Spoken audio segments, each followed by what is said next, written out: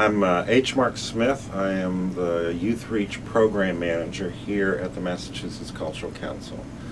The Mass Cultural Council, or MCC, is a state agency, part of the state government, and we oversee the investment of state tax dollars in programs to support the arts, humanities, and interpretive sciences, arts and cultural programming across the state. I oversee a grant program called the Youth Reach Initiative. We're now in our 13th year of making grants. We fund programs that are based in arts and culture that are youth development programs, primarily for teens across the state. We are currently funding 48 projects across the state, and 3 of them are actually in their 13th year of funding. And then there's a dozen or so that are in their first year of funding, and they run sort of the gamut.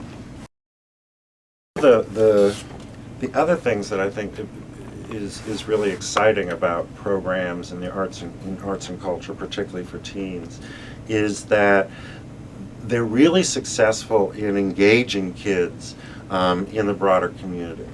A lot of research has shown, kids involved in arts and culture are more engaged in their community. They're more likely to volunteer.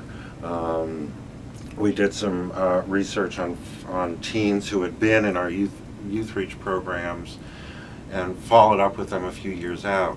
They were more likely to vote than their counterparts, and they were more likely to be volunteering. And so, in addition to sort of equipping kids as empowered individuals, the work seems to cultivate kids to be really engaged citizens.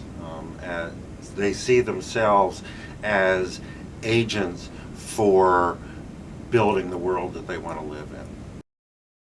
Across the 48 projects that we're funding, they happen in a lot of different contexts, so that there are some organizations like Artists for Humanity, Raw Artworks, Sumix, that are basically arts and culture-based youth development organizations that our program is a part of. And then there are programs like at the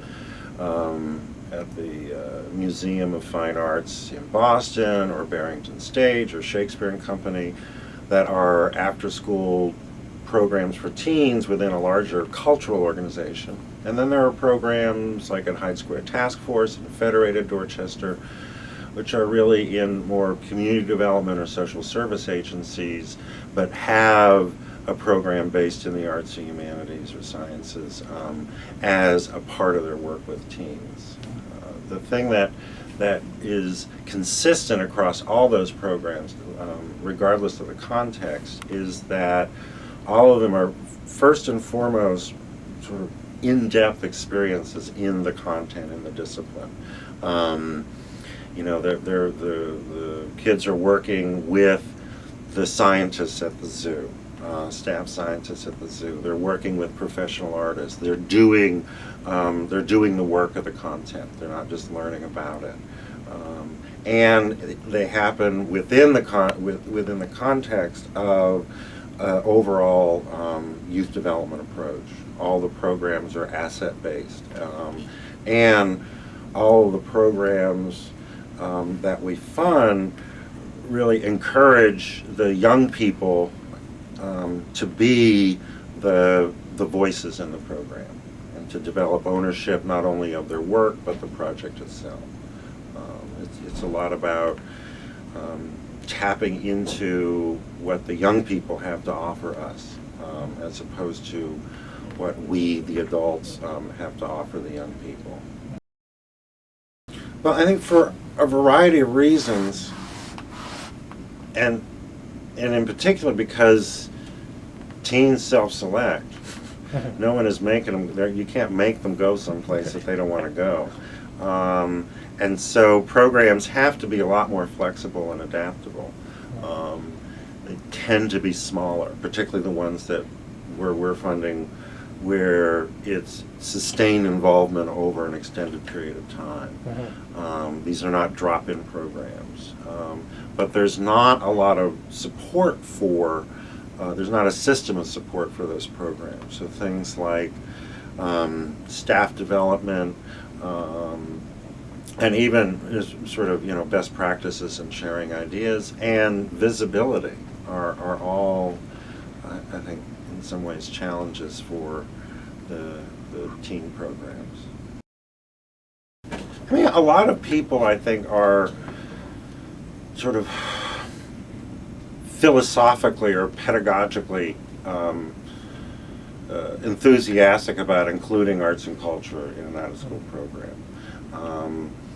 It's not where they want to spend their money. They're sort of, you know, how can we find a volunteer to come in and do this? And it's also not a place where they see the need to really invest in specialists in that field, in arts and culture, you know, seasoned arts educators. They see, oftentimes, they see the arts and culture as a means to some other end. Whether it's recruiting kids and making it a fun place to be, because that's what, you know, a lot of times when teens are surveyed, they're looking for more arts and cultural programs. Or as a way to communicate ideas, organize a community and communicate ideas, is another way that they see it. I think what they're missing, though, is as you said, the intrinsic benefits of arts and culture as the ground, actually, as the soil through which the youth development work can happen. A really solid program with rigorous arts instruction has has built in it then setting up high expectations, saying to the young people involved, you have something unique to say and to contribute, and that what you contribute is different from what other people contribute, and that what you have to say is important enough that I'm going to make sure that you're as articulate about it in whatever form we're using as possible, and I'm going to find you a venue, a stage.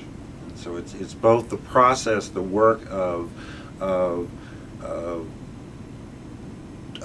developing the skills in the discipline, as well as the intellectual process. A lot of, you know, the art making has been described by some as making, pulling in order out of chaos, or, you know, building patterns where there don't seem to be any, and that open-ended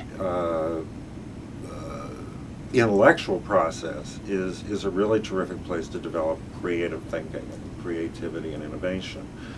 So there's the tools, the skills, which requires a lot of discipline. There is the intellectual challenge of building something from lots of bits. And then there is the public aspect, the performance. Whether it's you're going to be on stage, we're going to hang this artwork on in the gallery, not on the refrigerator, but on the gallery. You're going to be leading tours of the zoo. You're going to be leading groups of adults or groups of school children who've paid. You know, we see you as a staff of this institution. That level of responsibility and the public venue for the work is another important aspect of the arts and cultural programming that, again, is where the work itself is the soil that the youth development comes out of.